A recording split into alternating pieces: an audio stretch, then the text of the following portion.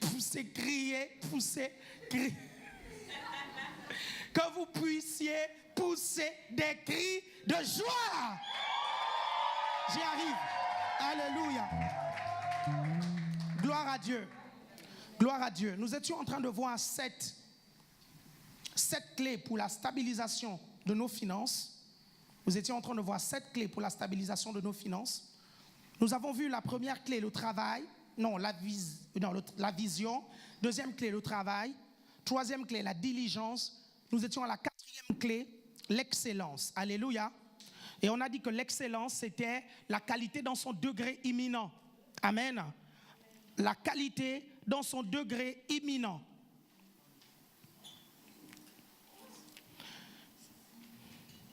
Vous n'allez jamais réussir sans excellence. Dis à ton voisin, tu ne réussiras jamais sans excellence. Si vous voyez quelqu'un qui réussit sans excellence, en fait, c'est soit un sorcier, vous comprenez? Parce que eux, ils réussissent sans excellence, en fait. Réussir, entre griffes, en fait. Vous comprenez? Vous ne pouvez pas réussir sans excellence. Dieu est un Dieu excellent et l'univers a été créé avec rectitude. Est-ce que vous comprenez? Il y a la perfection dans l'univers, à un point où, quand les astronautes veulent envoyer une fusée, s'ils font des erreurs mathématiques, la fusée rate sa trajectoire. La Bible déclare que les perfections invisibles de Dieu sont visibles aux yeux de tous. Dieu a créé l'univers parfaitement et Dieu vous a créé parfaitement. Amen. Vous ne vous demandez pas pourquoi votre nez ne tombe pas en fait malgré la loi de l'apesanteur, parce qu'il a correctement fixé le nez. Quelqu'un me suit ici? Vos yeux pouvaient sortir de leur lobe aussi. Est-ce que vous suivez? Mais ça ne sort pas parce que Dieu a très bien fait les choses. Amen. Malgré la grosseur de nos oreilles, ça ne tombe pas en fait parce qu'il a très bien fixé. Amen. Dieu est un Dieu parfait. Dis, Dieu est un Dieu parfait. Et vous n'allez jamais vous en sortir sans l'excellence. Amen. Le problème, c'est que certaines personnes ne comprennent pas l'excellence, en fait. Et l'excellence est assimilée automatiquement à de la prétention. Quand quelqu'un parle d'excellence, on parle de prétention, on parle de non, c'est des orgueilleux. Non, vous savez, sans excellence, vous n'irez pas loin. Et l'excellence a des ennemis. Dites, l'excellence a des ennemis. L'excellence a des ennemis. Et l'excellence a 6 ennemis. Le premier ennemi, c'est la mentalité de médiocrité, la mentalité religieuse. Quelqu'un me suit ici? C'est le premier ennemi de l'excellence. Et j'ai écrit un livre là-dessus, Les ennemis de l'excellence. D'ici 1 mois ou 1 mois et demi, je vais faire une foire aux livres et je vais sortir en même temps les 10 livres de l'école pastorale en même temps, parce que je suis en train d'écrire 10 livres sur le ministère pastoral. Je les sortirai et au total, ça me fera environ 18 livres d'écrits. Amen. Je vous ai dit que je vais vous les sortir, ces livres. Alléluia. Et je suis donc en train de... je vous disais donc que le livre, Les ennemis de l'excellence, vous devez à tout prix l'avoir. Donc le premier ennemi, c'est la mentalité religieuse, la mentalité de médiocrité. La mentalité qui consiste à dire non, c'est trop flashy, c'est trop propre, c'est trop ceci. Non, c'est bon que ce soit trop. Quelqu'un me suit ici? Amen. Est-ce que vous suivez? C'est bon que ce soit dans son summum, parce que quand vous arriverez au ciel, vous verrez un niveau d'excellence. Si vous n'êtes pas habitué à l'excellence, vous serez déstabilisé. Parce qu'au ciel, quand vous marchez sur la pelouse, dès que vous quittez, ça se remet automatiquement. Est-ce que vous suivez?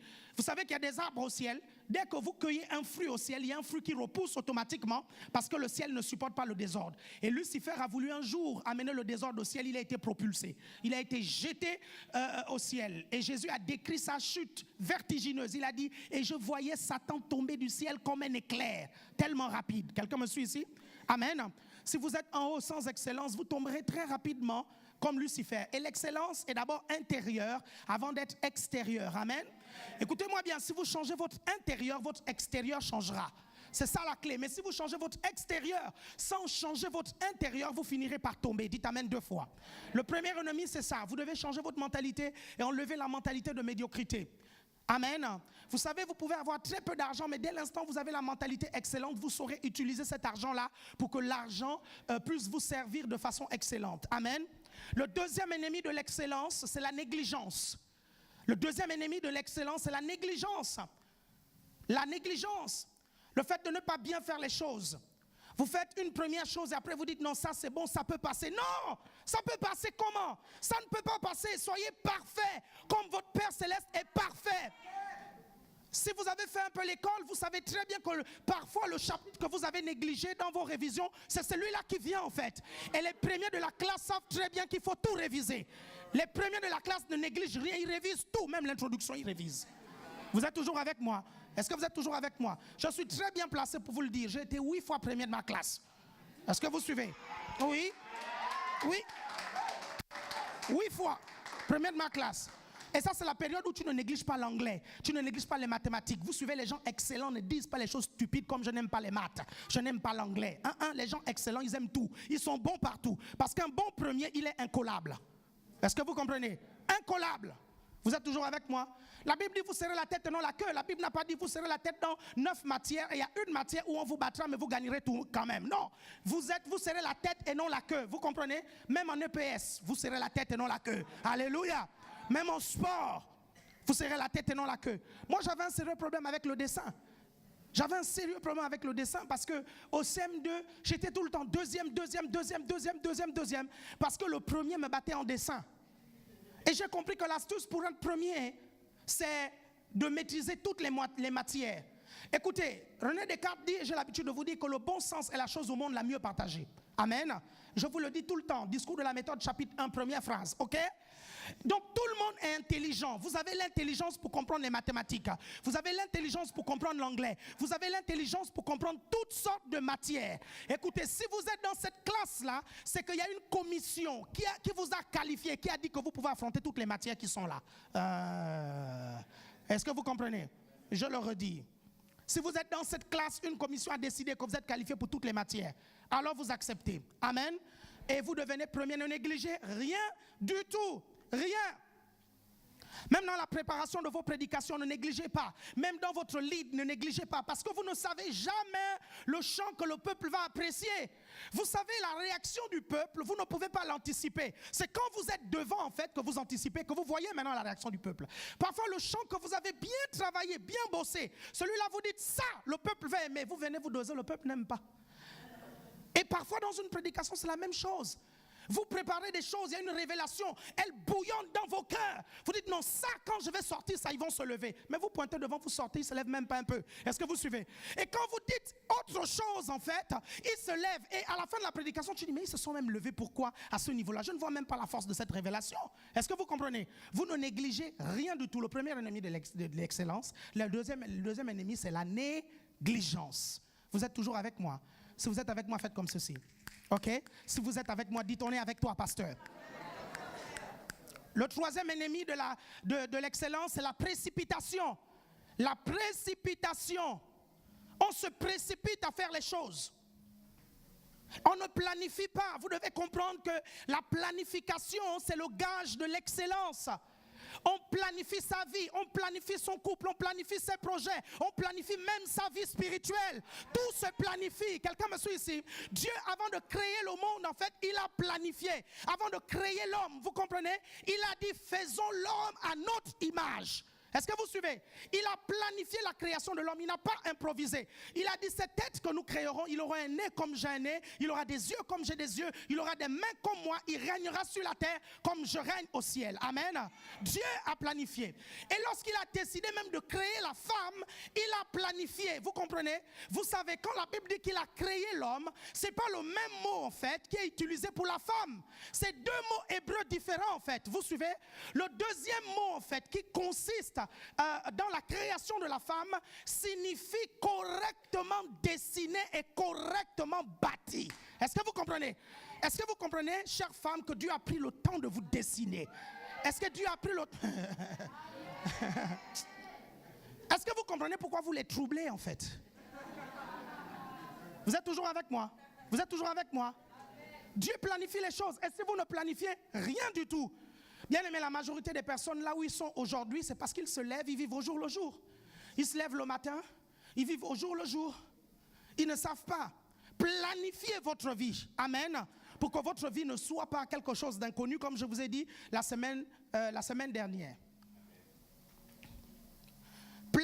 Planifier. Le troisième ennemi, donc, c'est la précipitation. Et vous devez comprendre que c'est extrêmement important parfois d'être patient. Parce que la patience est l'antidote de la précipitation. La patience est l'antidote de la précipitation. Voyez-vous, nous sommes parfois pressés. C'est ça le mot. Nous sommes parfois pressés parce que nous avons un manque de maîtrise de nos pulsions. Est-ce que vous suivez? Nous ne maîtrisons pas nos pulsions, nous ne nous maîtrisons pas nous-mêmes. Nous voulons les choses maintenant, ici et maintenant, hic et nunc. Est-ce que vous suivez? Là maintenant. Pourquoi? Parce que la culture dans laquelle nous sommes dans une culture de micro-ondes en fait. Nous nous levons le matin, on met des choses dans le micro-ondes, on veut que l'eau soit chaude tout de suite. Nous allons à midi, nous voulons cuisiner fast food. Est-ce que vous suivez? Nous sommes dans une société de rapidité. On vous prend, même au travail, pour une formation de 6 mois, on vous la fait en accéléré 1 mois.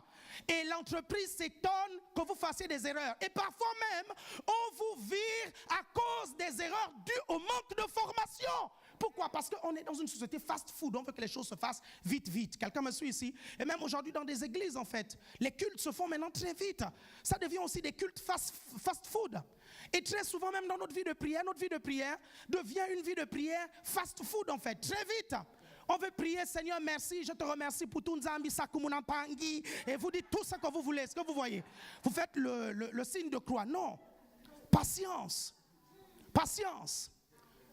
Si vous voulez avoir des choses qui sont sous une terre, si vous voulez avoir le trésor creusé, même avec Dieu, même avec Dieu, ça vaut le coup de passer des jours et des jours. Vous vous rendez compte, parfois Moïse, quand il allait sur la montagne, ce n'était pas le premier jour que Dieu lui apparaissait. Parfois, c'était les derniers jours que Dieu lui apparaissait. Être patient, attendre dans la présence de Dieu. Vous êtes toujours avec moi? Vous êtes toujours avec moi? La patience, antidote de la précipitation. Amen. Et c'est pour ça que beaucoup d'entre nous, nous sommes dans les crédits. Parce que nous voulons tout rapidement en fait. Nous n'avons pas la patience d'épargner, de nous préparer, de planifier pour acheter en fait. Vous comprenez? On veut les choses tout de suite en fait. On veut la voiture tout de suite, on veut la télé tout de suite, on veut tout de suite en fait. Et on ne se maîtrise pas, on ne se mobilise pas, on ne maîtrise pas nos pulsions. On prend des crédits. Et le problème c'est quoi? C'est que les organismes de crédit aujourd'hui nous saignent avec ça. Avec des taux ou des TAEG de 19, je ne sais trop %. Est-ce que vous suivez? Vous êtes toujours avec moi? Les crédits sont aussi un problème là-dedans. Amen. 4e ennemi de l'excellence, la paresse. 4e ennemi, la paresse. La paresse. Le sommeil, je vais dormir un tout petit peu. Vous suivez? Vous réglez le sommeil et vous réglez le réveil. Le réveil doit vous réveiller à 7h00. 7h00, il sonne, vous l'arrêtez. Vous suivez?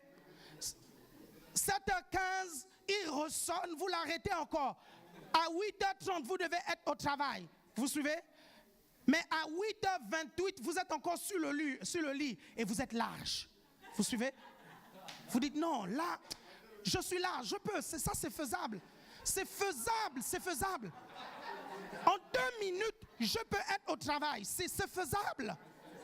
De toutes les façons, Dieu a bien propulsé Philippe. Il va faire la même chose pour moi. Je suis un homme de foi. Il va faire la même chose. Tu arrives au travail, on te gronde, on te met un blâme. 2 mois plus tard, on te vire, tu reviens à l'église. Tu dis non, votre message de foi là, c'est vraiment un faux message. Non! Vous êtes toujours avec moi. Vous êtes toujours avec moi. La paresse. Le problème, c'est que le sommeil. Vous savez, Dieu n'a pas créé le sommeil pour le plaisir. Dieu a créé le sommeil pour le repos. Est-ce que vous comprenez? Est-ce que vous suivez? Dieu n'a pas créé le sommeil pour le plaisir, il a créé le sommeil pour le repos. Le truc, c'est que vous devez comprendre pourquoi Dieu met le plaisir dans ces choses-là. Parce qu'en fait, c'est des choses qui sont importantes. C'est important pour un homme de se reposer. Donc, c'est normal que quand tu te reposes, tu sens le goût de te reposer. Est-ce que vous comprenez? Parce que c'est utile. Est-ce que vous suivez? Maintenant, vous avez pris goût et vous dormez maintenant tout le temps. Et ça, c'est un problème. Vous n'allez jamais évoluer comme ça. Le sommeil. Et j'ai l'habitude de dire que tant que votre corps vous fait faire ce qu'il veut, vous demeurez un esclave.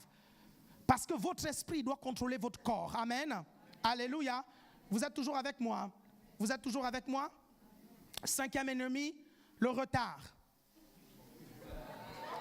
Cinquième ennemi de l'excellence, le retard. Le retard. Vous savez, les gens excellents savent que avant l'heure, ce n'est pas l'heure. Après l'heure, ce n'est plus l'heure. L'heure, c'est l'heure. Les gens excellents savent comment être là en fait. Vous savez, il y a un frère ici à l'église, on a l'impression qu'il a une horloge dans sa tête. Et on me raconte que dans son GR en fait, si le GR est censé commencer à 20h pile, 19h59, vous entendez Ngengon. Le gars, il fait comment? Le gars, il vient un peu plus tôt, il est là à l'escalier et il attend. C'est tout. Il attend 5 minutes, 2 minutes, ou bien il est en bas, il attend. Quand le temps arrive, il monte, c'est tout. Il faut prendre de l'avance si vous voulez être à l'heure en fait. Amen. Amen. Amen. Amen. Lisez l'histoire, vous allez voir, lisez l'histoire des 5 vierges folles. Et vous vous rendez compte que les 5 vierges folles ont raté la venue de leur fiancé à cause du retard. Elles sont venues en retard. Allez lire ça, vous vous rendez compte. Vous comprenez? En retard. En retard. Amen. 6e ennemi de l'excellence, la procrastination. Et c'est quoi la procrastination? C'est le fait de remettre à demain ce qu'on peut faire maintenant. Et ça, c'est un gros ennemi de l'excellence. Un gros problème. Vous savez, les petites tâches que vous accumulez à cause de la procrastination, ces petites tâches-là, pour les résoudre, pour les effectuer plus tard, il vous faut maintenant 1 jour, il vous faut 2 jours. Vous arrivez là, vous suivez, vous mettez le livre sur le lit. Vous dites, je rangerai plus tard. Vous enlevez les chaussures, vous mettez au couloir, je rangerai plus tard. Vous enlevez les chaussettes, vous balancez sur la table à manger, j'enlèverai plus tard. Vous suivez, vous allez aux toilettes, vous terminez le rouleau toilette. Tu dis le truc là, je jetterai plus tard. Est-ce que vous suivez? Vous finissez de manger, vous suivez, vous abandonnez l'assiette là, avec les os, tout. Vous dites, j'enlèverai plus tard. Vous suivez? Un jour, vous sortirez en fait et vous oublierez de fermer la porte et vous direz, je fermerai plus tard. Et le voleur te dira, moi, c'est pas plus tard, c'est maintenant. Le voleur te dira, c'est maintenant. Est-ce que vous suivez? Plus tard, à force de remettre des tâches à plus tard. Ce qui se passe, c'est quoi? C'est que pour les effectuer, il nous faut maintenant 1 journée, 2 journées, 3 journées, 4 journées. Alors que si nous les faisons au fur et à mesure, nous gagnerons du temps. Vous êtes toujours avec moi? Vous savez, j'avais un sérieux problème à ce niveau. Vous savez ce que je fais? Moi, je sais que je suis quelqu'un qui marche par le mind. Vous suivez la mentalité. Je me connais. Il ne faut pas suivre. Hein. J'ai l'habitude de dire à certaines personnes que je suis l'une des personnes les plus objectives et les plus mentales de ce ministère. Il ne faut pas suivre. Vous pensez que je suis là, oh Dieu est là. Quand je vous dis que Dieu est là, je vous assure que Dieu est vraiment là. Parce que ça résonnait beaucoup dans ma tête en fait. Je suis quelqu'un qui réfléchit beaucoup. Et pour réussir à me changer, il faut que je lise des livres là-dessus pour comprendre le pourquoi et le comment. J'ai commencé à traîner certains problèmes qui ont terni mon efficacité personnelle. Je me suis dit, mais comment je vais résoudre ce problème-là? Je suis tout simplement allé à la FNAC et je suis allé au rayon épanouissement personnel et j'ai acheté des livres d'efficacité personnelle. J'ai acheté des livres comment gérer son temps. J'ai acheté des livres comment mieux s'organiser. J'ai acheté des livres comment ne plus procrastiner. J'ai acheté tous ces livres, je les ai lus et j'ai compris en fait qu'il ne fallait pas procrastiner. C'est rentré dans ma tête. Vous êtes toujours avec moi? Vous êtes toujours avec moi? La procrastination, ça c'est un gros problème. Très gros problème. Il y a certaines leurs règles, c'est no stress, no résultat. S'ils ne sont pas stressés, ils ne pourront pas se motiver à faire quelque chose.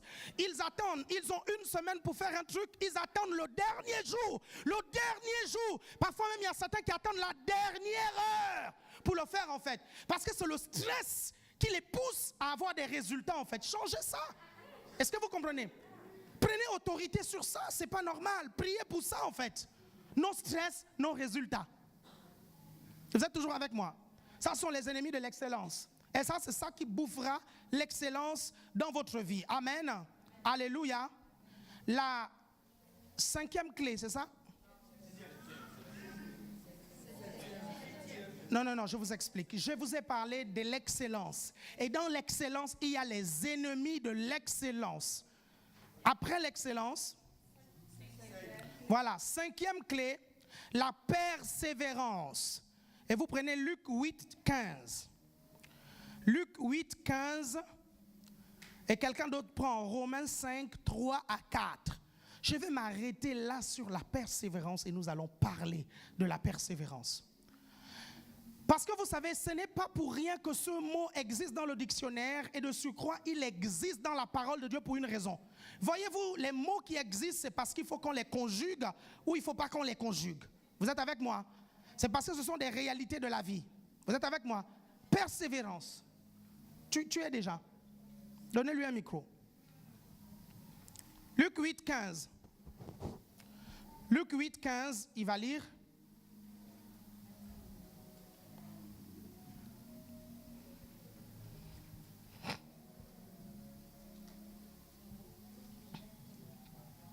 Un, deux. Ok, merci. Luc 8, 15. Ce qui est tombé dans la bonne terre, ce sont ceux qui, ayant entendu la parole avec un cœur honnête et bon, la retiennent et portent du fruit avec persévérance. Très bien, avec persévérance. Regardez, on est dans la parabole du semeur, n'est-ce pas? Il y a 4 types de cœurs dans la parabole du semeur, n'est-ce pas? Je vous ai déjà dit que parmi toutes les personnes qui écoutent la parole, quand vous prêchez, il n'y a que 25% en fait qui porteront du fruit. Je vous l'ai déjà dit, n'est-ce pas? 25%, pourquoi? C'est Jésus qui le dit en fait. Jésus dit qu'il y a toujours 4 types de terre quand vous prêchez. Il dit un semeur sorti semer. Et il dit que la semence c'est la parole, n'est-ce pas? Donc quand on prêche là, il y a toujours 25% qui porteront du fruit et le reste, ça va être la galère. La terre va la semence va tomber sur une terre pierreuse, une terre le long épineuse. du chemin. Oui, le long du chemin. Voilà, vous suivez? Et après la bonne terre. Mais quelle est la caractéristique de celui qui porte du fruit en fait? Vous comprenez? Et celui qui porte du fruit en fait, c'est celui qui a planté la parole, qui a nourri la parole, et la parole va porter du fruit. Comment? Relis le passage biblique. Vous allez vous rendre compte. Ce qui est tombé dans la bonne terre, ce sont ceux qui, ayant entendu la parole avec un cœur honnête et bon, la retiennent. Regardez-moi ça. Ceux qui ont entendu la parole avec un cœur honnête. Ça veut dire que vous pouvez entendre la parole avec un cœur malhonnête. Et je vous dis, quand vous écoutez la parole de Dieu pour quelqu'un d'autre à l'église, vous avez un cœur malhonnête. Parce que vous pouvez manipuler les gens avec la parole. Est-ce que vous comprenez? La parole, quand on la prêche d'abord pour toi, mon frère, pour toi, ma soeur, pour toi, mon frère, pour toi, ma soeur. Tu es là pour toi-même, tu n'es pas là pour quelqu'un d'autre. Est-ce que vous comprenez? Un cœur malhonnête et continue un cœur bon. Bon. Honnête et bon. Et bon. Vas-y, la suite. Ils la retiennent et portent du fruit avec persévérance. Ils la retiennent et ils portent du fruit si et seulement ils persévèrent. Et ça, c'est une partie qu'on oublie. On vous prêche la parole. Le problème, c'est quoi? C'est que vous ne persévérez pas. Vous voulez que le fruit sorte tout de suite. C'est-à-dire qu'aujourd'hui, là, je vous prêche la parole. Vous voulez voir le résultat quand vous sortez là, en fait. Vous voulez voir le résultat dans la semaine. Vous voulez voir le résultat dans un mois. La parole, pour qu'elle porte du fruit, il faut la garder et persévérer. Si vous ne persévérez pas, vous ne porterez pas du fruit. Est-ce que vous comprenez? La persévérance est extrêmement importante. Et quelqu'un disait que persévérer, c'est percer et voir. Est-ce que vous suivez? Vous êtes avec moi? La persévérance, vous n'allez jamais stabiliser vos finances. Vous n'allez jamais progresser financièrement ou prospérer si vous n'êtes pas persévérant. Vous demandez à toutes les personnes qui ont prospéré, elles vous diront qu'elles ont été persévérantes. Vous êtes toujours avec moi? Vous êtes toujours avec moi? Et la persévérance, c'est quoi? La persévérance, c'est quoi, bien-aimé? Est-ce que vous êtes demandé? Lis un peu Romains 5. Romains 5, 3 à 4.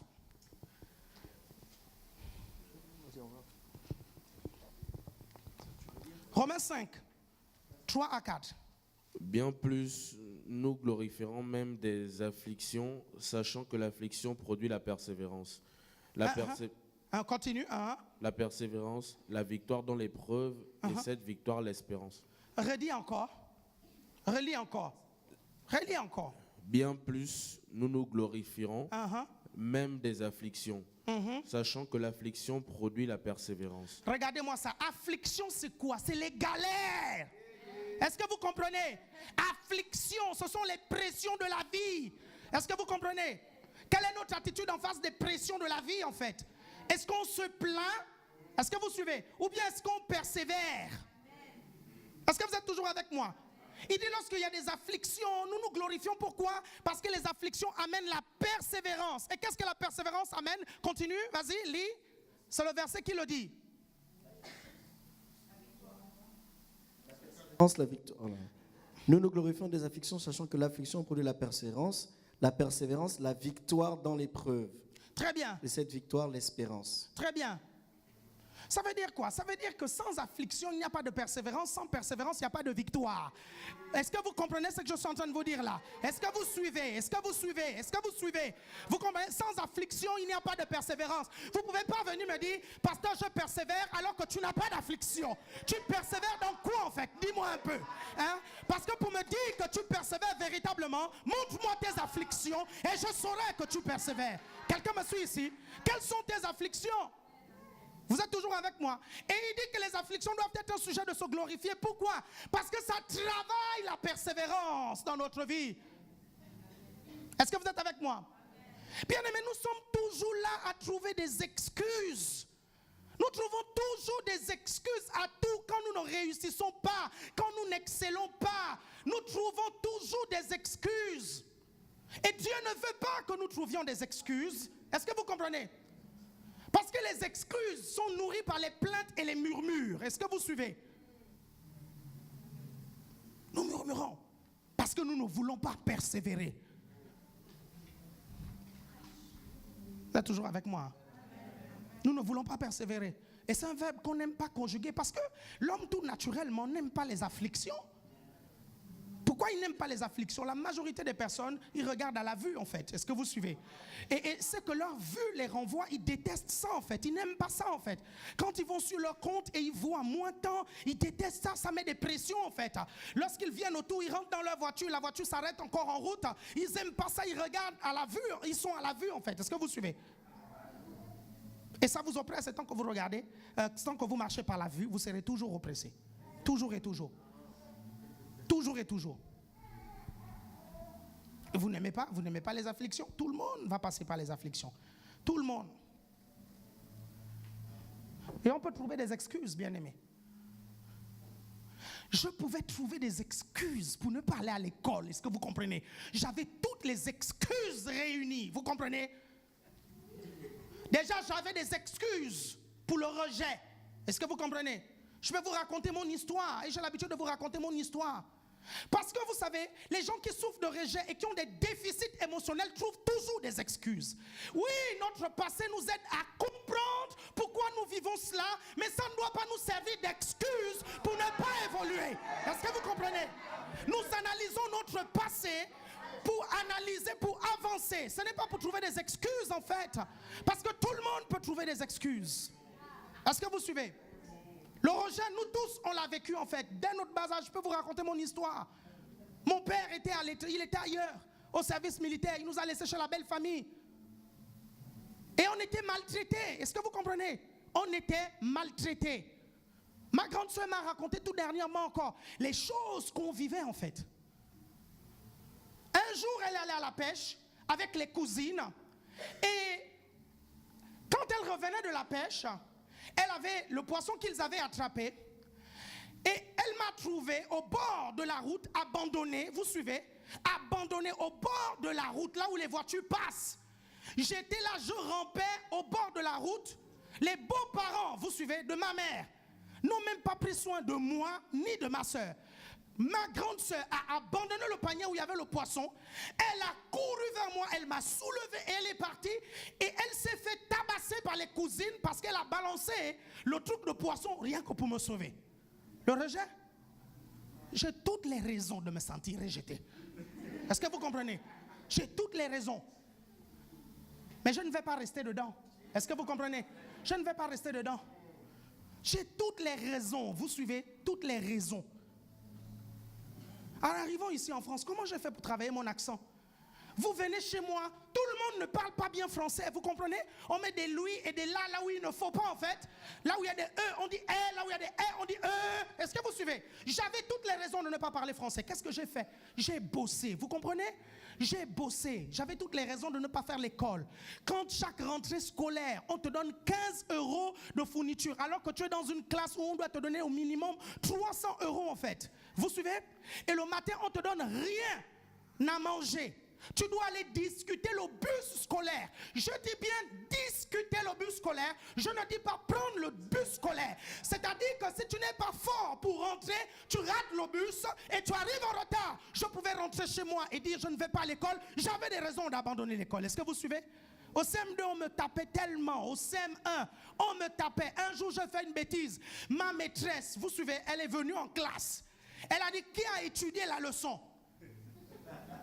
Les menteurs ont levé la main. Elle dit, qui n'a pas étudié? J'étais le seul à lever la main. Elle m'a dit, va ici au piquet, les pieds en l'air. Et j'ai pleuré. Elle m'a dit, quand je baissais, elle me dit, Tsenge, si aujourd'hui là tu baisses tes pieds, tu vas porter mon slip et je vais porter le tien. J'ai dit, oh, j'ai imaginé la maîtresse avec mon petit slip. J'ai dit, oh, aujourd'hui là, je vais mourir. Mais comment je vais faire? C'était une maman, vous suivez? Et moi j'étais un petit, plus petit même que Élyséa.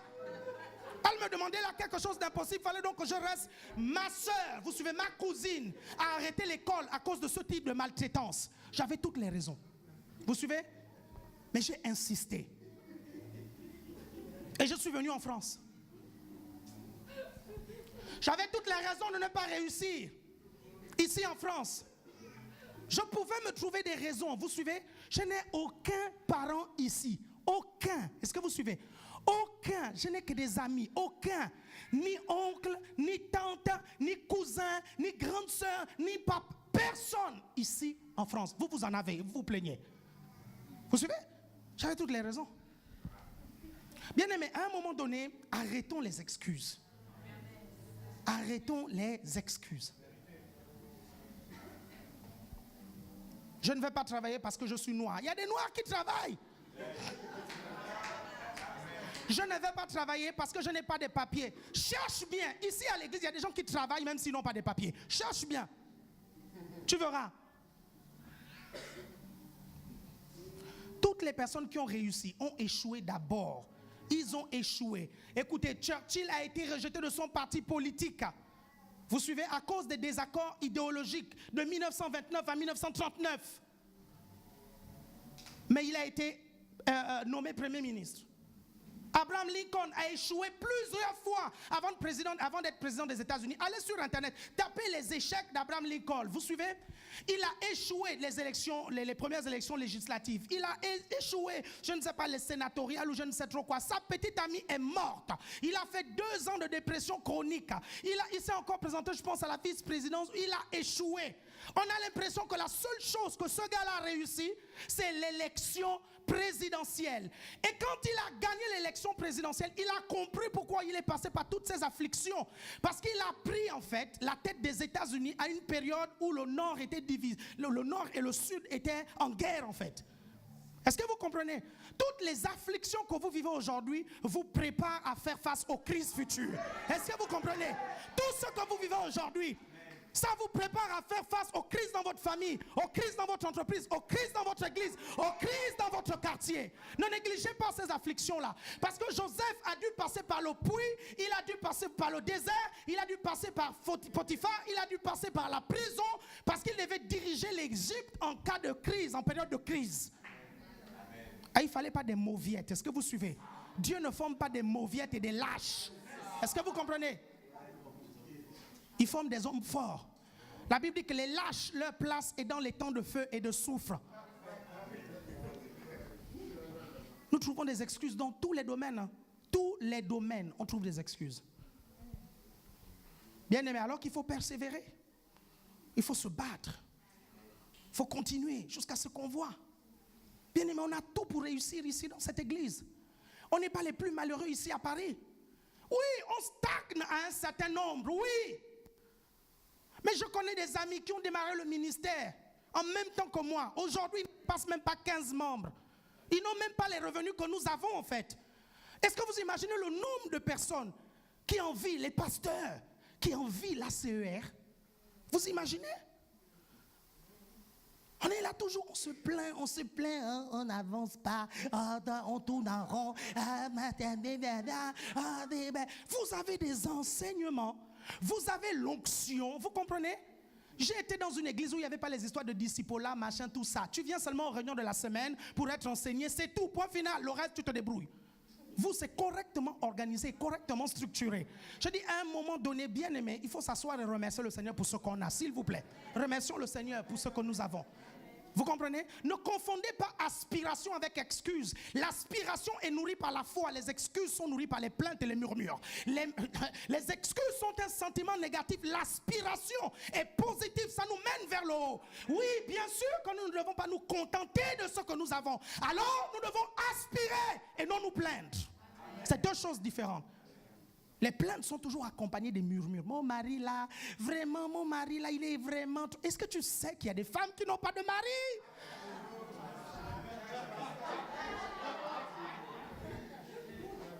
Et elle doit déboucher.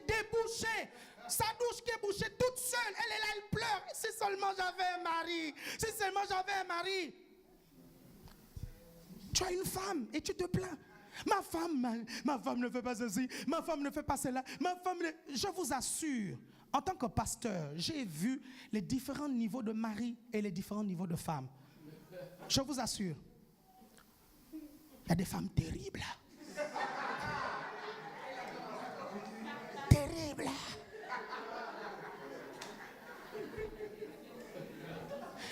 Tellement terribles que quand je l'ai vue, j'ai loué le Seigneur pour ma femme. Oh, merci. Merci, Seigneur.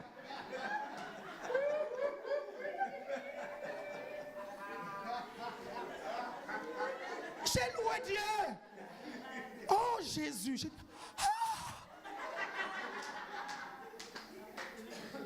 Et j'ai vu des maris terribles. J'ai vu des maris terribles. Vous comprenez? Le pasteur vient vous rendre visite à la maison. OK? Le mari envoie la femme à la cuisine. Et la femme dit, mais toi aussi tu peux m'aider. Le mari met un coup de pied aux fesses à la femme. Bam, devant le pasteur. Devant le pasteur. Est-ce que vous suivez? Ils voyagent, ils vont au pays. Vous suivez? Au pays. Le mari devant la belle famille. Vous suivez? Il insulte la femme. Il donne des coups de pied à la femme. Un peu où quand la belle-mère voit ça, la belle-mère dit à la femme, pardon. La prochaine fois, ne m'amène plus choses comme ça. Les autres ont amené blanc, mais toi, qualité blanc là que tu allais chercher là, pardon, va changer. Vous comprenez? Oui, aspirons. Aspirons, mais pensons toujours qu'il y en a qui n'ont pas ce que nous avons. Est-ce que vous suivez? Et soyez reconnaissants au Seigneur. Soyez reconnaissants. Il y en a ici, vous avez des maris, mais gentils. Mais gentil, comme je ne parle pas de ma foi. Je parle...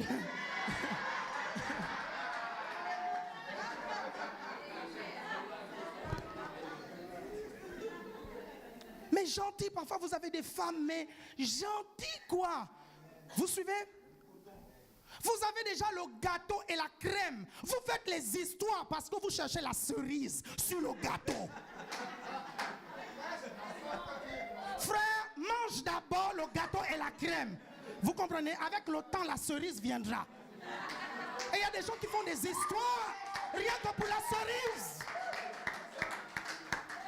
Et vous font toute une histoire. Ils sont même prêts à divorcer hein, parce qu'ils veulent la cerise.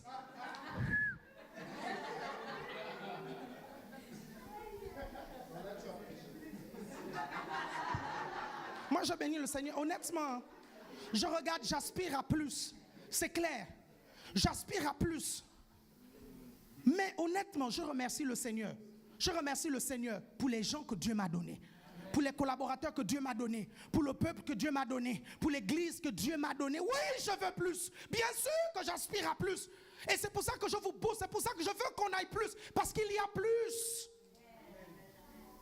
Mais ne confondons pas plainte avec aspiration. C'est comme les enfants. Les enfants. Tu as des enfants, tes enfants ne fument pas, ils ne boivent pas, ils ne boivent pas. Chacun d'eux, ils sont même déjà mariés ou fiancés. Mais tu te plains toujours de tes enfants. Est-ce que tu sais qu'il y a des femmes qui ont des enfants drogués, qui ont des enfants qui sont dans la rue, qui ont des enfants en fait qui ne font rien de leur vie, qui ont un casier judiciaire?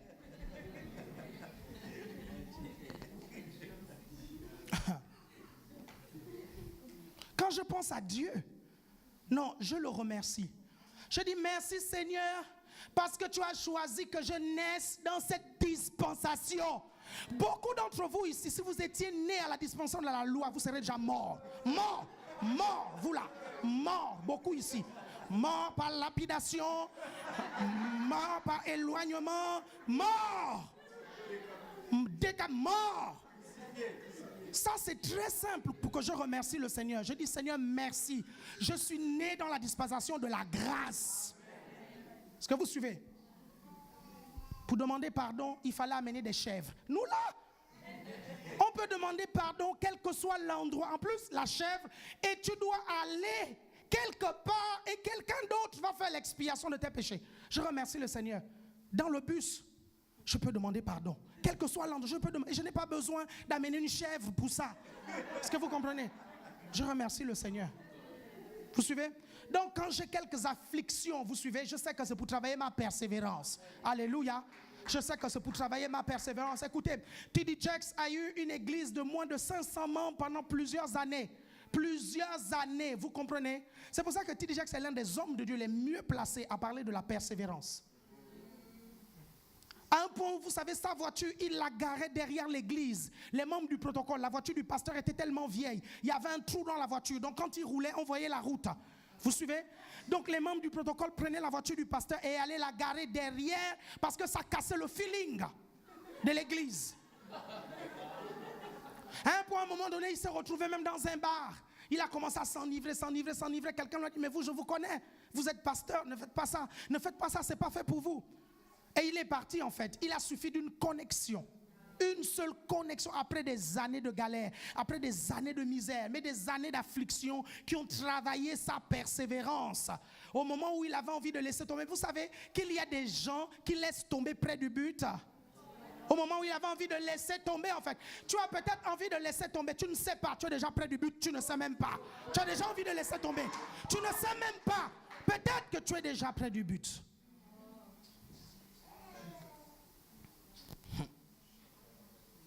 Il a eu une idée, il a dit non, je vais délocaliser. Je vais aller à Dallas. Il est allé à Dallas, vous suivez? Premier culte, 8000 personnes, 3000 personnes ont décidé d'être membres de son église. Bien aimé, qui ne rêve pas de démarrer une église comme ça avec 3000 personnes? En 6 ans, il a eu 23 000 personnes. En 6 ans, 23 000 personnes. Il n'y a aucune église encore ici qui a fait ça en fait.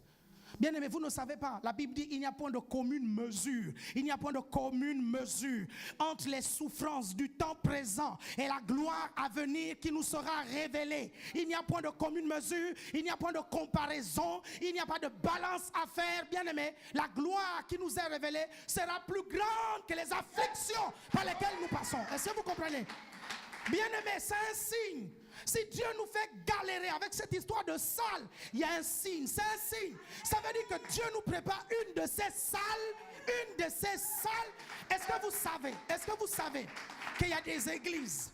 Dans cette salle-là, en fait, vous suivez, il y a, comment on appelle ça, un machin de sport, vous suivez, une salle de sport. Il y a des églises, il y a la piscine à l'intérieur. Il y a des églises, en fait, je vous assure, il y a des églises. La salle des enfants, il y a plein de jouets, des trucs, des maisons comme au McDo. C'est-à-dire qu'avec ça, c'est les enfants eux-mêmes qui obligent les parents à aller à l'église, en fait. Est-ce que vous suivez? Vous comprenez? Dieu sait pourquoi il nous fait passer par là, en fait. Donc ne vous inquiétez pas. Et Dieu sait pourquoi il te fait passer par là. Tu te dis peut-être, mais pourquoi il me fait passer par là dans mon couple? Tu ne connais pas les batailles que tu es en train de remporter là dans ton couple. Tu es en train de remporter ces batailles à cause de tes enfants, à cause des enfants de tes enfants, à cause des gens autour. La Bible dit que Dieu veut faire de toi une mère de plusieurs nations et un père de plusieurs nations. Est-ce que vous suivez? Il faut bien que tu aies des choses à dire, à expliquer. Voyez-vous ces histoires, cet évangile théorique là qu'on prêche sans le vivre et sans profondeur? Tu vis les choses et tu sauras. Quand tu es passé par des galas de couple et que tu conseilles un couple, il y a du poids et de la profondeur.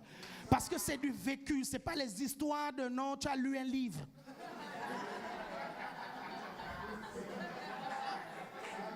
Est-ce que vous suivez? C'est du vécu. Et quelqu'un un jour a écouté mes prédications, il a dit, Pasteur Alain Patrick, j'ai suivi tes prédications au début. Et maintenant, il y a de la profondeur. Ça sent du vécu. J'ai dit, oh sœur, c'est pas du vécu. Ça, c'est des afflictions, c'est du survécu. Est-ce que vous suivez? Parce qu'il y a des moments de ma vie, je suis là, je dis, mais Seigneur, mais là je ne vis plus, je survis. Vous êtes avec moi? Il ne faut pas laisser tomber. Amen. Dis à ton voisin, ne laisse pas tomber.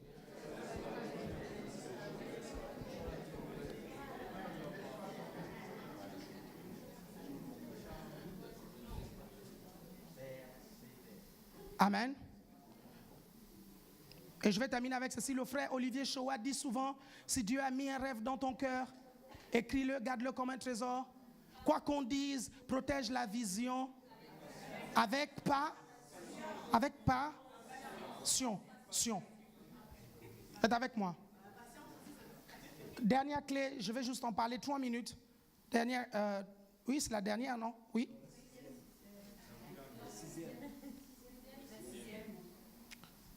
L'intégrité. L'intégrité. Mais ceux qui étaient là au premier culte, le pasteur Yvon en a parlé largement. Largement, l'intégrité.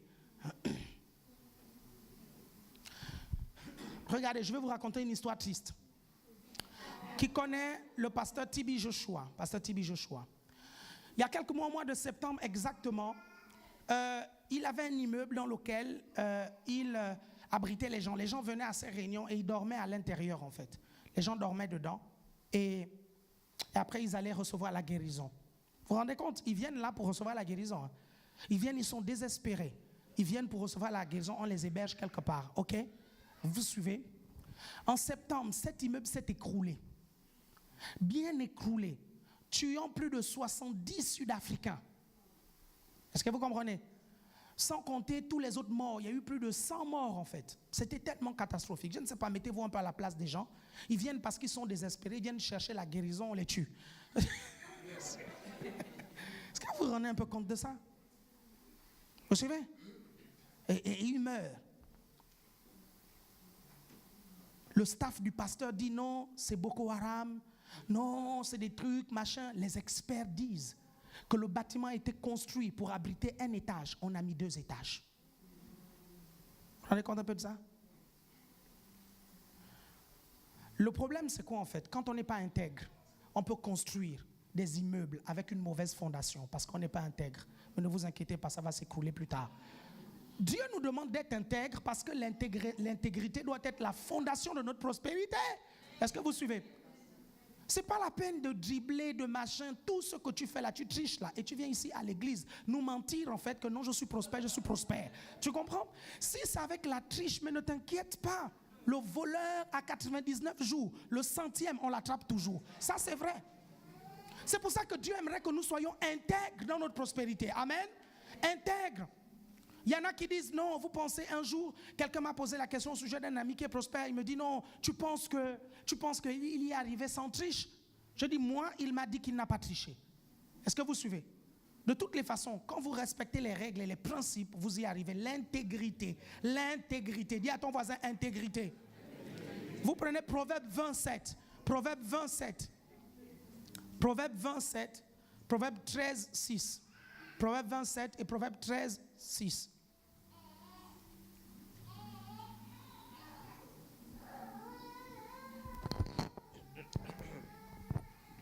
Proverbe 27. Le juste marche dans son intégrité. Heureux ses enfants après lui. Ah, pourquoi? Heureux ses enfants après lui. Pourquoi? Parce que le papa qui construit son empire avec un manque d'intégrité, il laisse aux enfants un cadeau empoisonné. Parce que ce sont les enfants qui vont payer la mauvaise construction du père. Vous vous rendez pas compte de ça? Ne blaguez pas avec ça. Faites pas le plus malin. Vous dites non, je fais de toutes les façons, ce sont mes enfants qui vont payer ça. Ne t'inquiète pas, il y en a qui payent même quand ils sont vivants, avant de partir.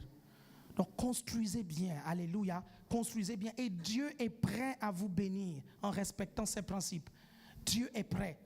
Et il va vous bénir, ne vous inquiétez pas pour ça. Soyez persévérants. Pourquoi parfois on manque d'intégrité? Parce qu'on veut aller très vite en fait. Est-ce que vous comprenez? La foi, dernier truc, Hébreux 11.1. Hébreux 11.1. Hébreux 11.1. Je vais lire. Or, la foi est une ferme assurance des choses qu'on espère, une démonstration de celles qu'on ne voit pas. Amen. La foi. Si vous voulez prospérer, ayez la foi. Si vous voulez être stable, ayez la foi.